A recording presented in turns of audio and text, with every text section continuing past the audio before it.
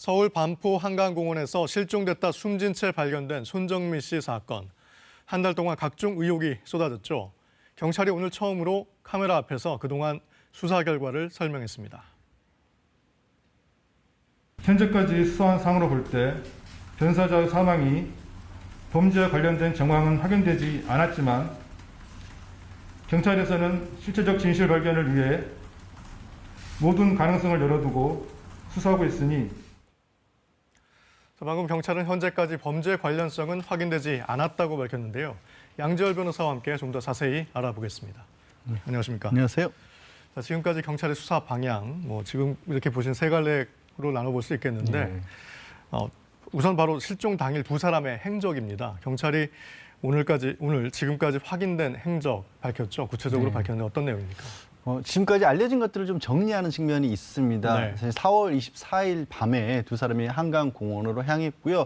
술과 먹을 것 같은 것을 가지고 갔다라는 네. 것이 있고 그 이후에 공원 내에서 목격자들이 여러 번 목격한 게 있습니다. 그리고 사진도 찍혔고 CCTV에 찍힌 부분도 있고요. 네. 두 사람이 함께 또 동영상을 찍은 부분도 있는데 다음 날은 25일 새벽 3시 38분까지는 그런 식으로 함께 있는 것들이 계속 목격이 됐다가 이후에 다른 목격자가 4시 27분경에 이 친구인 A씨 혼자 위험한 장소에 있어서 이걸 깨웠다라고 얘기를 하거든요. 네. 그 이후에는 사실 A씨 혼자만의 어떤 모습만 나옵니다. 집으로 돌아갔다가 다시 이제 부모님과 함께 실종된, 그때는 실종이었으니까요. 네, 네.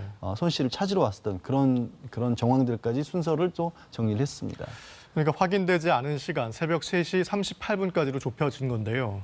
경찰은 이후 행적은 어떻게 보고 있습니까? 그러니까 3시 38분까지는 두 사람이 같이 있었고요. 네. 그다음에 4시 27분에는 친구만 따로 발견이 됐었는데 그 이후 4시 40분경에 원래 다른 목격자들이 봤던 그런 장소들과는 조금 더 떨어진 곳에서 한 7명가량이 낚시를 하려고 갔다가 목격담이 나온 겁니다. 네네. 이 분들을 찾아낸 게 일일이 이제 193명 정도 되는 차량의 탑승자들을 다 탐문하는 과정에서 이 네. 목격자들을 찾을 수 있었던 건데 7명 중에 5명가량이 손 씨가 강변으로 걸어서 들어가는 모습을 봤다라는 거죠. 네. 그리고 좀 말을 좀 시원하다든가 이런 식의 얘기를 했다라는 그런 목격담이 있었고 단순하게 진술만 들은 건 아니고요. 현장 검증을 통해서 그 정도 거리에서 실제로 볼 수 있는지 그리고 소리는 들리는지 이런 것들도 경찰이 검증을 했다라고 그렇게 밝히고 있습니다. 네. 자, 두 번째로 짚어봐야 할 점, 손정민 씨의 사망 경위죠. 국과수에서는 앞서 그 사인을 익사로 추정한다고 발표를 한 적이 있고요. 또 오늘 발표에서는 일단 범죄 관련성은 확인되지 않았다고 했는데요.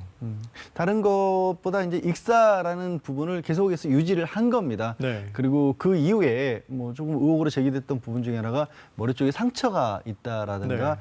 다른 어떻게 보면은 소지품 같은 것들에 혹시 문제는 없었는지 이런 것들을 발표를 했는데 상처가 있는 것들이 어떤 그 사인이 될 만큼 큰 상처는 아니었다라는 것이고 혹시라도 둔기라든가 아니면 강하게 바닥에 부딪혀서 다쳤다든가 이런 흔적들은 없다라는 거죠. 그리고 네. 몸에 있는 혈흔들은 전부 본인의, 그러니까 손 씨의 것이고 이 두 사람이 함께 있었던 주변 그 목격됐던 주변 장소들 있지 않습니까?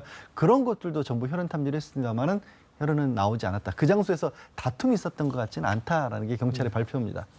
네, 앞서 말씀하신 것 중에 그 낚시꾼들이 발견한 사람이 손 씨였다라고 말씀하셨는데 아직 그거는 확인되지 않았다. 예, 죄송합니다. 그러니까 그 목격담이 있었는데 그게 아직 손 씨인 것은 확인이 손 씨인 되지 것은 않았다. 확인이 안 됐죠. 근데 네. 다른 실종자들 그 당시에 한 60명 넘는 사람들의 인적 사항을 확인했는데 또 확인된 건 없습니다. 그래서 네. 손 씨가 아닌가 하는 것 정도입니다. 그런 정도로 추정하고 있다는 네. 거죠.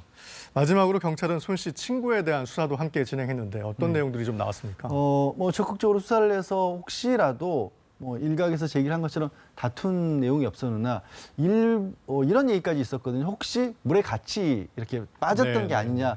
근데 택시를 타고 집에 돌아갔었는데 택시 기사가 뒷좌석에 젖은 흔적은 없었다라고 했기 때문에 그렇게 다퉜다 이럴 가능성은 좀 없었던 걸로 보입니다. 그리고 다른 소지품들 그 친구가 가지고 있었던 의복이라든가 가방이라든가 이런 데서도 혈흔은 발견되지 않았다고 합니다. 네. 다만 문제에 왜 휴대전화를 숨진 손실걸 가지고 있었는지는 아직은 파악이 안 됐다고 그렇죠. 합니다. 그런 부분들일 것 같은데 경찰은 모든 가능성을 열어놓고 수사를 하겠다고 했어요. 그러니까 남은 수사 어떤 것들이 있겠습니까? 지금 아까 말씀드린 것처럼 3시 38분까지는 두 사람이 있었는데 그 이외에 지금 행적이 모연한 거 아니겠습니까? 네. 그 부분을 확인해야 하는 것이고요. 그리고 휴대전화 아직까지도 포기 못한 부분이 있기 네, 때문에 네. 그런 부분에 대한 확인, 그리고 왜 초동 수사 때 밝혀내지 못한 증거 같은 것들이 혹시 없어진 건 아닌가라는 의혹들을 끊임없이 제기를 네. 하고 있기 때문에 그 부분에 대해서도 추가적으로 확인을 좀 해야 할 필요가 있지 않을까 싶습니다. 자, 이렇게 수사가 진행되고 있는 상황이 좀 이렇지 않습니까? 아마 모든 게 경찰의 수사를 믿지 못하는 게 밑바탕에 좀 깔려 있는 것 같아요. 네. 어떻게 하면 이 신뢰를 회복할 수 있을까요? 그러니까 대표적인 게 초동 수사 미흡 부분을 많이 지적을 하거든요. 네. 그런데 이제 경찰로서는 처음에 사건이라고 생각을 못했던 부분이 있을 겁니다. 그리고 네. 초동 수사 과정이라고 하는 게 어떤 식으로 전개가 되는지 이것들을 지금 상황에서 반추해 보더라도 혹시라도 잘못한 부분이 있으면 잘못했다고 솔직하게 네. 국민들에게 얘기를 해주시고, 그렇지 않은 부분들, 오해하고 있는 부분들이 있다면 그런 부분에 대해서도 좀 명확하게 결과만 발표할 게 아니라 과정에 대해서도 네. 좀 설명이 있었으면 좋겠습니다. 경찰이 그 과정에 대해서도 투명하게 밝혀야 한다는 말씀이시군요. 네, 지금까지 양지열 변호사였습니다. 고맙습니다.